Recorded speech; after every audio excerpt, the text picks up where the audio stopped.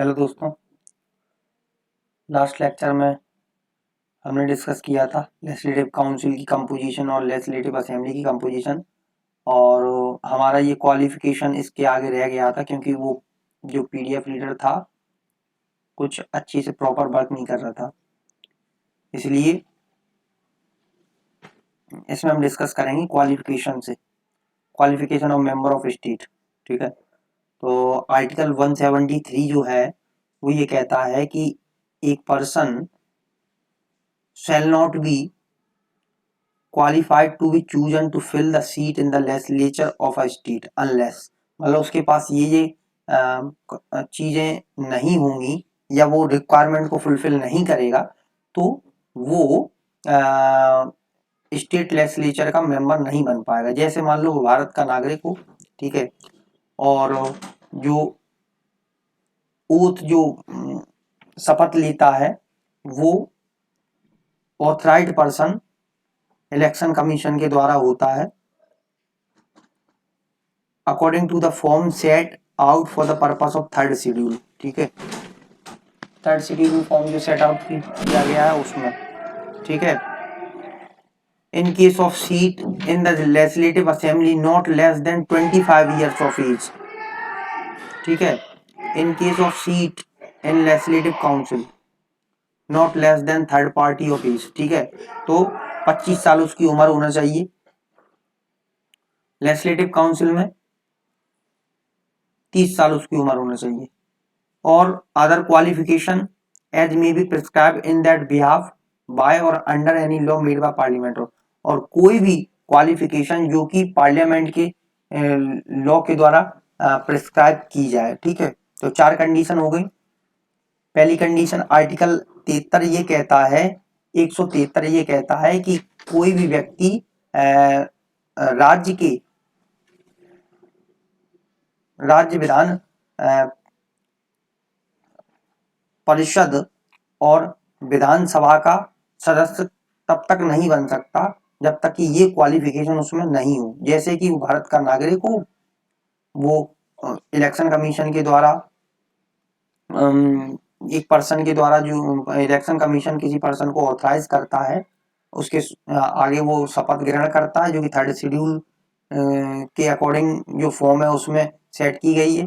तीसरा उसमें 25 साल अगर वो लेजिस्लेटिव स्टेट लेजिस्लेटिव असेंबली का मेंबर बनना चाहता है, अगर वो स्टेट लेजिस्लेटिव काउंसिल का बनना चाहता है तो 30 साल उसकी उम्र होना चाहिए। क्वालिफिकेशन वो पार्लियामेंट डिसाइड करता है। नेक्स्ट हम बात करते हैं डिस्क्वालिफिकेशन मेंबर्स का कैसे हो सकता है, कैसे हो सकता है।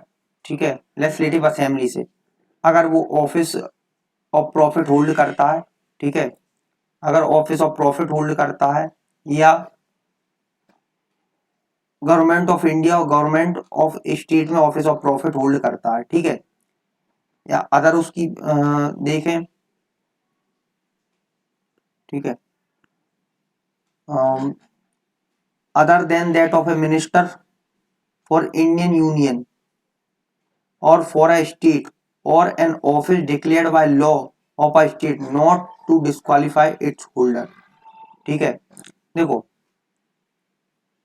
वो मिनिस्टर तो ऑफिस ऑफ प्रॉफिट में नहीं आएगा। ठीक है, यूनियन में हो या स्टेट में हो, और any office declared by law of the state not to disqualified its holder.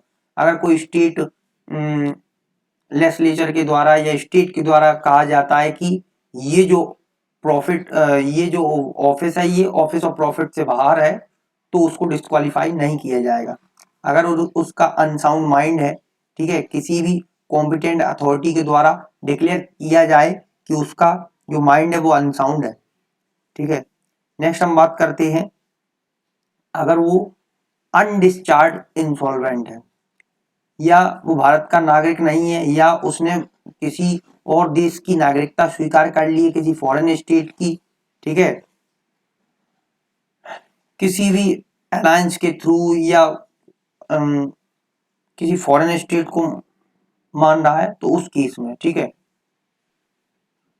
और या फिर उसको किसी लॉ के द्वारा पार्लियामेंट के द्वारा जो लॉ बना है उसमें वो डिस्क्वालीफाई हो रहा है तो ये कंडीशंस हैं, ठीक है।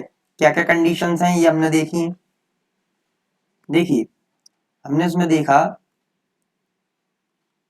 मेनली कितनी कितनी कंडीशंस हैं, देख लेते हैं। देखिए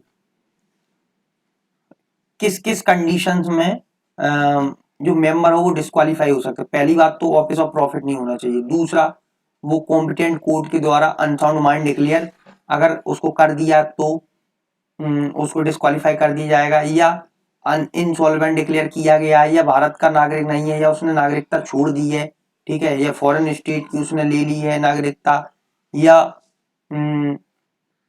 एलिजियंस और एडिरेंस के चलते, मतलब फॉरेन स्टेट की वो सिटीजनशिप एक्वायर कर रहा है तो भी उसकी चली जाएगी बात, लेजिस्लेटिव असेंबली से डिस्क्वालीफाई हो जाएगा, और पार्लियामेंट ने अगर कोई लॉ बनाया तो भी वो डिस्क्वालीफाई हो जाएगा, ठीक है।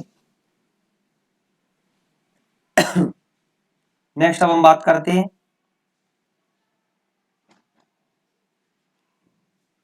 नेक्स्ट इसमें क्या दिया गया है कि if there is no provision of a joint sitting, there is no provision of joint sitting at state level in the case of deadlock or disagreement between the two houses, ठीक है।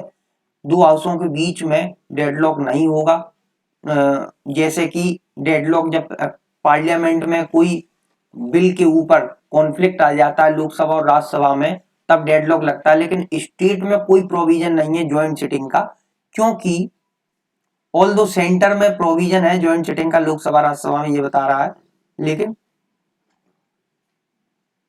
वहां पर भी ऑर्डिनरी बिल में है, ठीक है, और वो स्पीकर द्वारा प्रसार किया जाए, लेकिन वहां पर भी मनी बिल में और कॉन्स्टिट्यूशनल अमेंडमेंट बिल में ज्वाइंट सिटिंग का कोई प्रोविजन नहीं होता।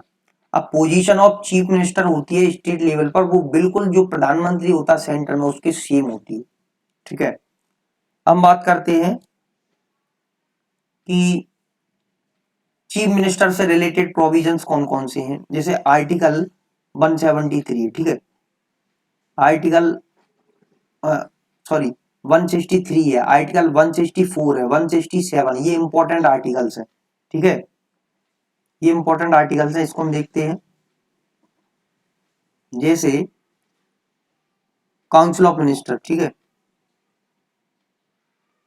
काउंसिल ऑफ मिनिस्टर्स हैं, हमने देखा कि काउंसिल ऑफ मिनिस्टर्स हैं, ठीक है, काउंसिल ऑफ मिनिस्टर्स, और जिसमें चीफ मिनिस्टर जिसका हेड होगा। काउंसिल ऑफ मिनिस्टर्स जो अपॉइंटमेंट होती है चीफ मिनिस्टर की वो गवर्नर के द्वारा होती है, आर्टिकल 164 कह रहा है, और ड्यूटीज ऑफ सीएम 167 में दिया गया है, ठीक है। तो हमने क्या देखा, आर्टिकल 163 में क्या दिया है, काउंसिल ऑफ मिनिस्टर्स होंगे, उसका हेड सीएम होगा। आर्टिकल 164 क्या कह रहा है कि सीएम की अपॉइंटमेंट गवर्नर करेगा। आर्टिकल 167 क्या कह रहा है, जो ड्यूटीज होंगी सीएम की वो बता रहा है, ठीक है। Chief minister is appointed by the governor, chief minister किसके द्वारा अपॉइंट किया जाएगा, गवर्नर के द्वारा। Chief minister is appointed by the governor of concern state, article 164 ये कह रहा है, ठीक है। अब देखते हैं आगे।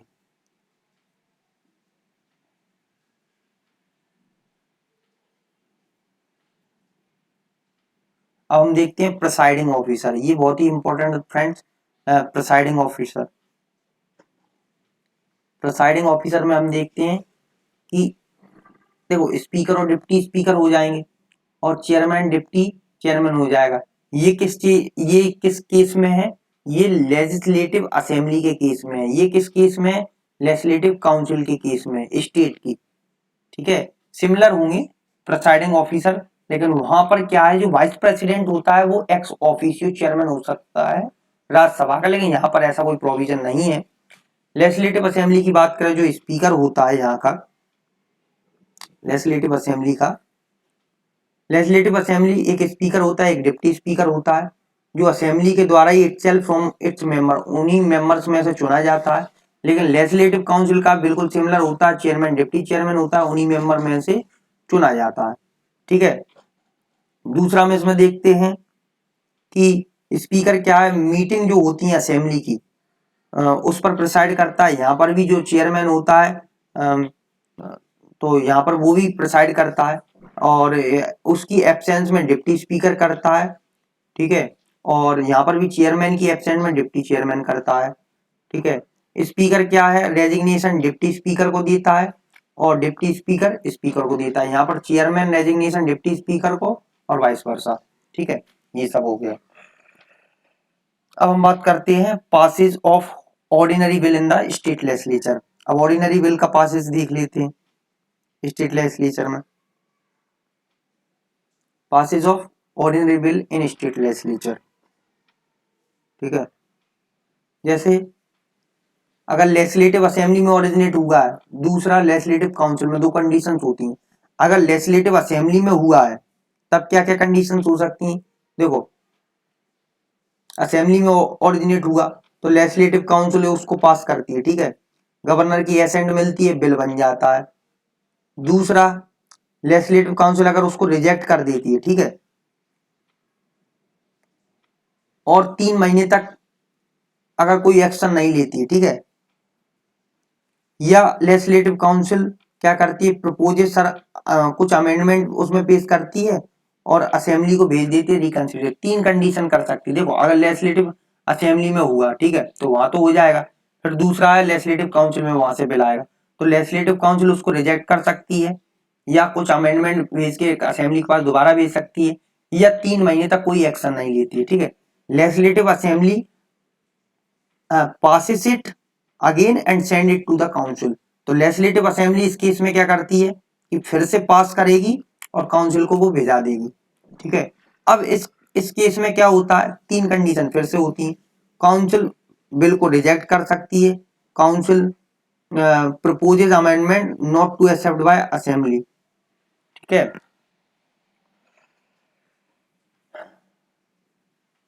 तो या council keep it pending for 1 month, और 1 महीने के लिए रख सकती है काउंसिल, ठीक है। और council proposes amendment not to accept by assembly, मतलब फिर से वो कहेगी कि आप मतलब इन अमेंडमेंट को एक्सेप्ट नहीं करो, बाकी तो कर लो, ये रिकंसिलिएशन एक तरह से कह सकते हैं, ठीक है। अब इसके बाद क्या होगा कि ये सब हुआ। अब the bill is passed bye both the houses, अब बिल पास हो जाएगा, ठीक है। गवर्नर एसेंट देगा और बिल एक्ट बन जाता है। No constitutional amendment bill can be introduce in state legislature. ये अच्छा क्वेश्चन है, ये हमें याद रखना पड़ेगा कि कोई भी कॉन्स्टिट्यूशनल अमेंडमेंट स्टेट लेजिस्लेचर में इंट्रोड्यूस नहीं किया जा सकता, ठीक है। अब हम बात करते हैं, अच्छा ये कंडीशन हम एक बार देख लेते हैं, फिर से देख लेते हैं, कोई इसमें प्रॉब्लम नहीं है। देखो, ऑर्डिनरी बिल स्टेट लेजिस्लेचर में 2 जगह पेश कर सकते हैं, लेजिस्लेटिव असेंबली और काउंसिल। जहां पर सिर्फ लेजिस्लेटिव असेंबली तो वहां पर लेजिस्लेटिव काउंसिल नहीं है, तो वहां पर तो मेनली ज्यादा जगह आउट ऑफ 28 स्टेट्स में 22 स्टेट्स में तो अभी लेजिस्लेटिव असेंबली है। काउंसिल सिर्फ 6 जगह है, जो कि मैंने आपको बताया था। एक बार मैं फिर से रिवाइज करा देता हूं कि कहाँ पे कहाँ थी। देखो, मैंने बताया था आपको यूपी बिहार, ठीक है, पेयरिंग में याद कराया था। महाराष्ट्र कर्नाटका, आंध्र प्रदेश तेलंगाना, ठीक है, ये थी, ये याद रखना, ठीक है। यूपी बिहार, महाराष्ट्र कर्नाटका, आंध्र प्रदेश तेलंगाना, पेयरिंग से आप याद रख सकते, ठीक है। ये कंडीशन हो गई थी। तो लेजिस्लेटिव असेंबली में अगर कोई बिल ओरिजिनेट होता है तो लेजिस्लेटिव काउंसिल उसको पास कर सकती है, गवर्नर के पास जाएगा, बिल बन जाएगा। दूसरा क्या कर सकती है, 3 कंडीशन ये भी हो सकती है कि लेजिस्लेटिव काउंसिल उसको रिजेक्ट करती है, तब भी क्या होगा, असेंबली उसको अगेन पास करती है, उस काउंसिल को दोबारा भेज देती है। या लेजिस्लेटिव काउंसिल कुछ अमेंडमेंट पेश करती है और रिकंसिडरेशन के लिए बोलती है, या 3 महीने तक कोई एक्शन नहीं लेती, ये भी कंडीशन। इस केसेस में क्या होता है, सारी कंडीशन में असेंबली फिर से काउंसिल पे भेजती है। फिर काउंसिल का क्या दायित्व रहता है कि वो रिजेक्ट भी कर सकती है, या काउंसिल कहती है कि कुछ अमेंडमेंट आप एक्सेप्ट मत करो, कोई बात नहीं है, ठीक है। कुछ जो अमेंडमेंट्स उनको नहीं एक्सेप्ट करो, असेंबली से भेजती है, और काउंसिल 1 महीने के लिए पेंडिंग रखती है। उस केस में क्या होता है कि फिर लेजिस्लेटिव असेंबली पे गया, फिर bill is consider to be part by both the houses. अगर इस केस में दोबारा असेंबली कोई उत्तर नहीं देती और उसको दोनों हाउसों से पास माना जाता है, गवर्नर के पास भेज दिया जाता है, बिल एक्ट बन जाता है। कॉन्स्टिट्यूशनल अमेंडमेंट स्टेट लेजिस्लेचर में इंट्रोड्यूस नहीं किया जाता है। अब हम फिर से बात करते हैं, अब इसमें बात करते हैं कि अगर लेजिस्लेटिव काउंसिल में कोई बिल गया है, तो लेजिस्लेटिव काउंसिल में अगर बिल गया तो क्या होगा, लेजिस्लेटिव असेंबली उसको पास कर देती है, लेजिस्लेटिव असेंबली उसको रिजेक्ट कर देती है, गवर्नर का एसेंट मिलता है, बिल बन जाता है। और अगर लेजिस्लेटिव असेंबली ने उसको रिजेक्ट कर दिया, काउंसिल से लेजिस्लेटिव असेंबली में आया और रिजेक्ट कर दिया, तो वो बिल एंड हो जाता है। अब हम देखते हैं और इसमें क्या क्या है। जैसे मनी बिल है, a money bill originates only in the legislative assembly and the legislative council only discuss and can make recommendation within 14 days after which the bill is deemed to be passed। ठीक है, तो एक money bill है वो originate होता है legislative assembly में, और जो काउंसिल है वो सिर्फ उसको डिस्कस कर सकती है, रिकमेंडेशन बना सकती है 14 दिन के भीतर भीतर, और बिल पास माना जाएगा if with in the 14 days of time period. अगर कोई जवाब नहीं देती है तो उसको पास माना जाएगा, कहां से, लेजिस्लेटिव काउंसिल से।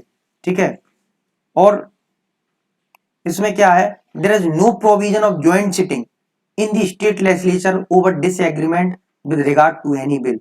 अगर कोई डिसएग्रीमेंट हो जाता है तो there is no such provision of joint sitting like in the parliament. ठीक है, नेक्स्ट अगर बात करें हम इसमें, तो ये है कि लेजिस्लेटिव जो काउंसिल होती है can delay an ordinary bill for a maximum period of 4 month. 4 महीने तक मैक्सिमम पीरियड के लिए डिले कर सकती है कि कोई ऑर्डिनरी बिल के लिए कोई उत्तर ना दे। क्योंकि हमने अभी देखा है कि यहाँ पर 3 महीने अगर कोई एक्शन नहीं लिया उसने, और फिर उसने लेजिस्लेटिव असेंबली को उसने भेज दिया, कोई उत्तर नहीं दिया, लेजिस्लेटिव असेंबली को भेज दिया, लेजिस्लेटिव असेंबली में फिर से काउंसिल को भेजा, फिर उसने 1 महीने रखा, फिर कोई उत्तर नहीं दिया, तो इस केस में क्या होगा, ठीक है, उत्तर नहीं, तो फिर वो दोनों से पास माना जाएगा और गवर्नर की एसेंट मिलेगी। ठीक है, और वो बिल क्या हो जाएगा, एक्ट बन जाएगा। ठीक है, ये हो गया। अब हम इसमें बात कर लेते हैं कि जो गवर्नर का एसेंट है, गवर्नर का एसेंट, उस केस में क्या करती है government, governor assent to the bill. ठीक है, ये देखते हैं governor assent to the bill, article 200 में बताया, किस में बताया, आर्टिकल 200 में government governor assent to the bill article 200 में बताया गया है। ठीक है, अब इसमें क्या क्या कंडीशंस हो सकती हैं। ठीक है, इसमें क्या क्या कंडीशंस हो सकती हैं, एक तो एसेंट दे सकता है, ठीक है, सहमति या स्वीकृति दे सकता है, या he may withhold his assent to the bill, he may send bill for reconsideration, ठीक है, he may reserve bill for the president consideration if it is interfering with the power of the high court। तो सीधी सी बात है, हमने एक चीज देखी थी कि प्रेसिडेंट के पास 3 पावर होती हैं, या तो वो एक्सेप्ट करता है, या रिजेक्ट करता है, या रिकंसिडरेशन के लिए भेजता था। ठीक है, विदहोल्ड करता था या रिकंसिडर, लेकिन यहाँ पर ये चौथी जो पावर है, 4th पावर है, ये एक्स्ट्रा पावर है। ठीक है, ये जो है एक्स्ट्रा पावर है। ठीक है, ये एक्स्ट्रा पावर, क्योंकि अगर हाई कोर्ट की पावर को कोई इन्फ्लुएंस कर रहा है कोई बिल, तो उस in that case the governor can reserve the bill. अब हम बात करते हैं कि अगर वो एसेंट देता है तो बिल क्या है, एक्ट बन जाता है, पहली बात। ठीक है, बिल क्या है, एक्ट बन जाता है।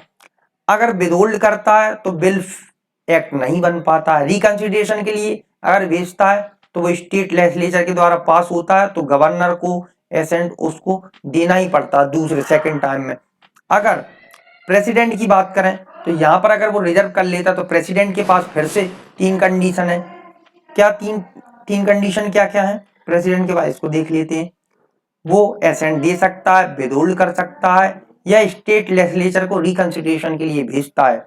अगर state legislature has to reconsider bill within 6 months and send it to the president, 6 महीने के भीतर भीतर स्टेट लेजिस्लेचर को फिर से बताना पड़ता है, ठीक है, भेजना पड़ता है जो उसने प्रेसिडेंट ने दोबारा भेजा स्टेट लेजिस्लेचर के पास, तो 6 महीने के भीतर जो स्टेट लेजिस्लेचर है वो प्रेसिडेंट को भेजेगी दोबारा, ठीक है। अब इसमें क्या है, एक चीज और है इसमें इंपॉर्टेंट कि president is not bound to give his assent even though the bill is passed by the state legislature for the second time। ये इंपॉर्टेंट चीज है, ठीक है। ये इसमें इंपॉर्टेंट चीज ये है कि प्रेसिडेंट के पास there is no such boundation over the president if even though the bill is passed by the state legislature for the second time, ठीक है। दोबारा भी अगर भेज दे, यहाँ इस कंडीशन में भी बता रहा है कि अगर स्टेट लेजिस्लेचर ने दोबारा भेज देता है तो प्रेसिडेंट बाउंड नहीं है, मानना होगा उसे तो ही मानेगा। However the governor is bound to give his assent if the bill is presented him passing before the Senate। और गवर्नर बाउंड होता है लेकिन प्रेसिडेंट बाउंड नहीं होता, क्योंकि गवर्नर के द्वारा ही तो उसको रिजर्व किया जाता है, उसको कुछ ना कुछ समझ आता है इसलिए वो प्रेसिडेंट के लिए रिजर्व करता है, और बाउंड नहीं होता प्रेसिडेंट, जबकि गवर्नर बाउंड होता है सेकेंड टाइम में। 6 महीने के भीतर भीतर जो स्टेट लेजिस्लेचर होता है उसको प्रेसिडेंट को आंसर देना होता है या सेंड करना पड़ता है बिल को। अब हम बात करते हैं power and function of chief minister. उससे पहले हम ये देख लेते हैं थोड़ा कुछ आर्टिकल्स देख लेते हैं, उसके बाद हम पावर एंड फंक्शन डिस्कस करेंगे, ठीक है। आर्टिकल 164 इसमें हम देखेंगे, ठीक है, 164 का 2 देखेंगे, और ठीक है देख लेते हैं इसमें। देखिए 164(1) क्या कहता है, maintains the chief ministers hold office at the pleasure of the governor, ठीक है।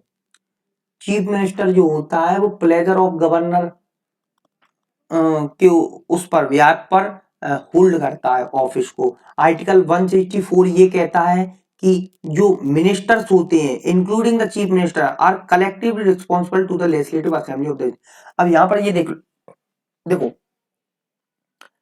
राष्ट्र जो गवर्नर होता है तो वो ऑफिस को अगर होल्ड कर रहा है तो किसके प्लेजर पर कर रहा है ऑफिस को होल्ड, गवर्नर की, ठीक है। जो मुख्यमंत्री होता है वो गवर्नर के प्लेजर पर होल्ड कर रहा है, लेकिन ये जो कलेक्टिवली रिस्पॉन्सिबल उसकी काउंसिल और खुद सीएम जो होता है वो लेजिस्लेटिव असेंबली के प्रति आंसरेबल रहता है, ठीक है, towards legislative assembly, answerable to the legislative, collectively responsible. Henceforth, as long as the chief minister enjoy the support and confidence in the house, कह रहा है ना इसमें, ठीक है, जब तक उसको सपोर्ट है, कॉन्फिडेंस हाउस में, he can not be removed by the governor. यही है उसकी पावर कि जब तक उसके पास कॉन्फिडेंस है, सपोर्ट है मेंबर्स का, जो एमएलए होते हैं, तब तक उसको गवर्नर नहीं हटा सकता, ठीक है। नेक्स्ट हम बात करते हैं chief minister get the same salary allowance which are paid to the member of state. जो एमएलए होते हैं उनके बराबर ही चीफ मिनिस्टर्स को सैलरी मिलती है, लेकिन उसके जो अलाउंस होते हैं वो ज्यादा होते हैं, ठीक है। In addition to get some study allowance है, फ्री अकोमोडेशन है, ट्रेवलिंग अलाउंस है, मेडिकल फैसिलिटीज है, salary allowance and chief minister are determined by the state legislature from time to time. हम बात करते हैं कॉन्स्टिट्यूशनल प्रोविजंस क्या है काउंसिल ऑफ मिनिस्टर से रिलेटेड। कॉन्स्टिट्यूशन प्रोविजंस देख लेते हैं क्या क्या है काउंसिल ऑफ मिनिस्टर से related.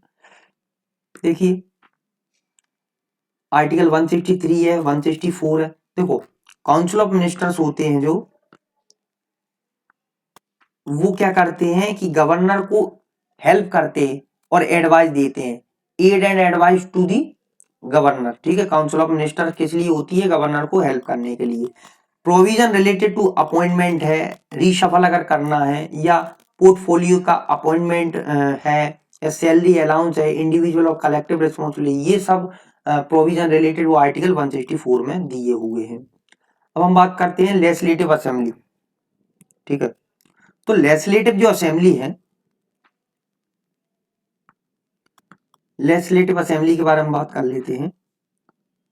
legislative assembly passes the bill again and send it to the council. If the council still rejects, the bill is considered to be the part of both the houses. अगर legislative assembly में कोई bill पास किया और council के पास गया और council ने उसको रिजेक्ट कर दिया और फिर असेंबली ने फिर काउंसिल को भेजा, तो वो बिल पास माना जाएगा। ठीक है, बिल पास माना जाएगा। ठीक है, वन टाइम में अगर लेजिस्लेटिव असेंबली ने भेजा और काउंसिल ने रिजेक्ट कर दिया, ठीक है, तो बिल पास माना जाएगा। दूसरा, if the council proposes the amendment not acceptable to the bill is considered to be pass if the state legislative council keeps the bill pending for 1 month.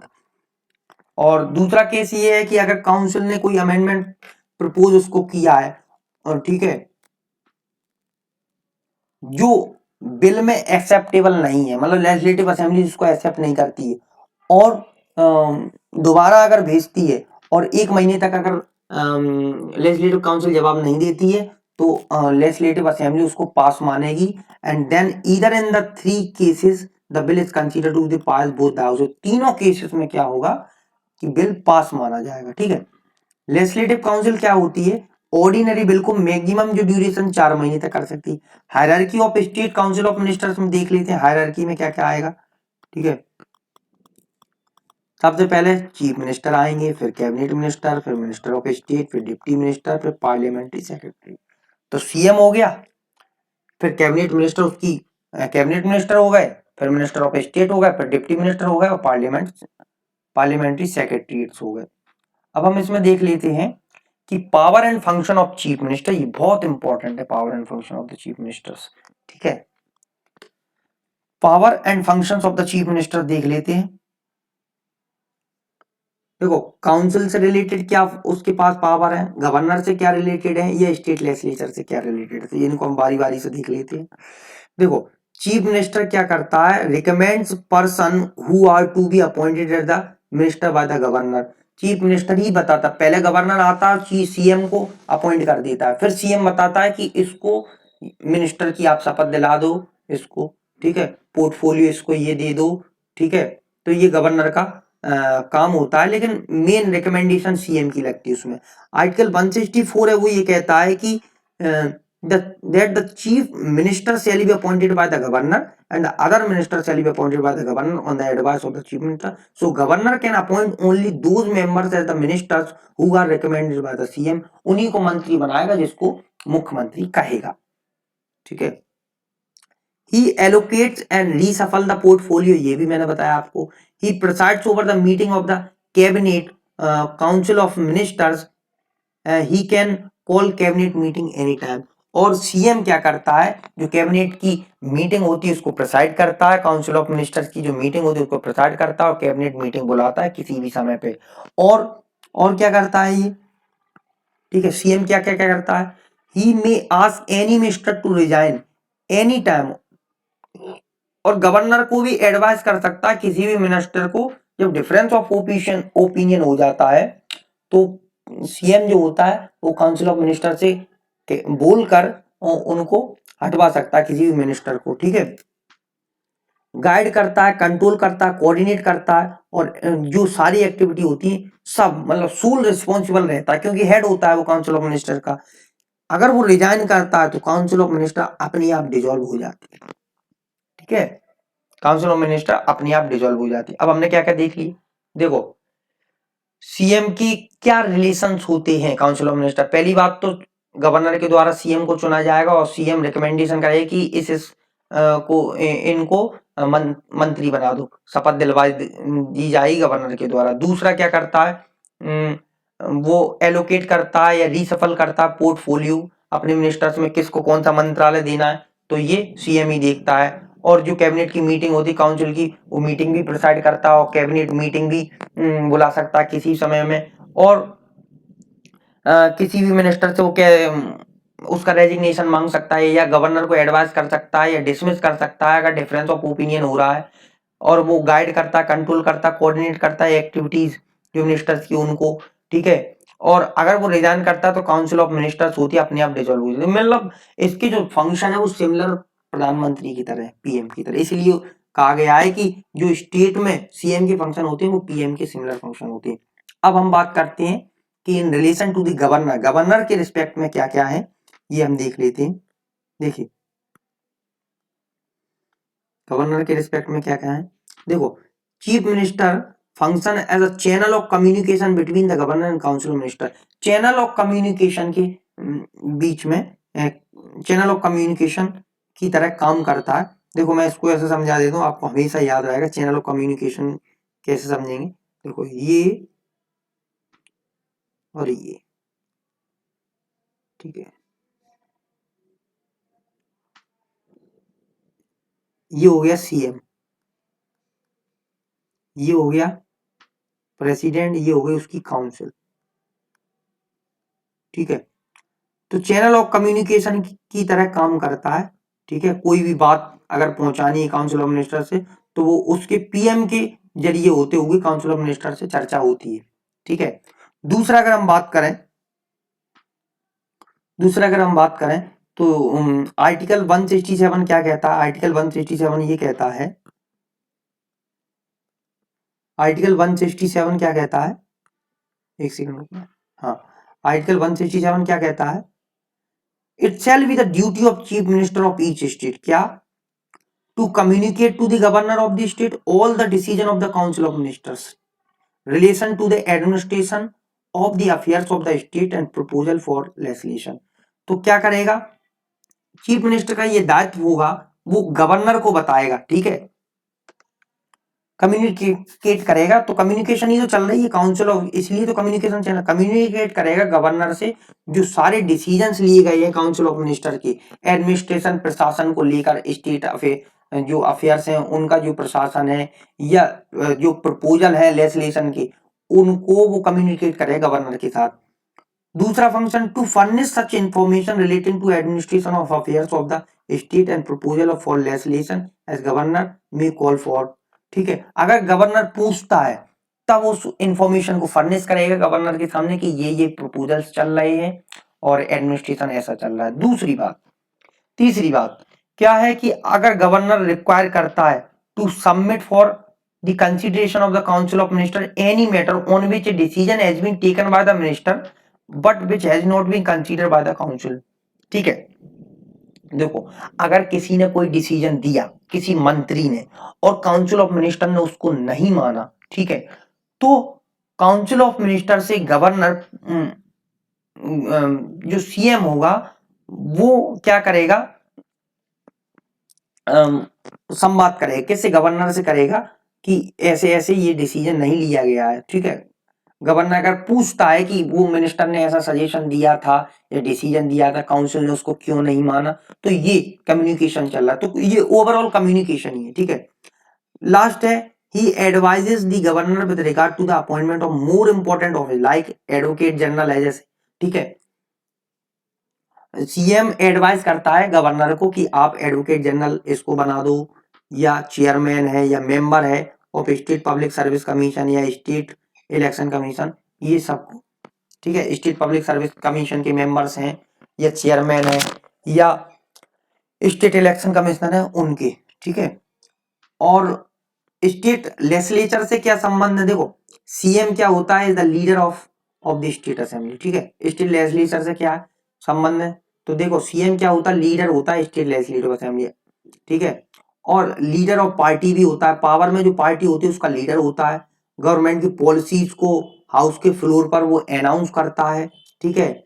और जो जनरल इंपॉर्टेंस की जो debate होती है उसमें इंटरवीन भी करता है, वो एडवाइस करता है गवर्नर्स को with regard to summoning proroguing of the session of the, देखो समन और प्रोरोग, ठीक है, ये किसकी रिस्पॉन्सिबिलिटी होती है, मीटिंग्स को बुलाना या मीटिंग को खारिज करना, ये किसकी रिस्पॉन्सिबिलिटी होती है, ये गवर्नर की होती है।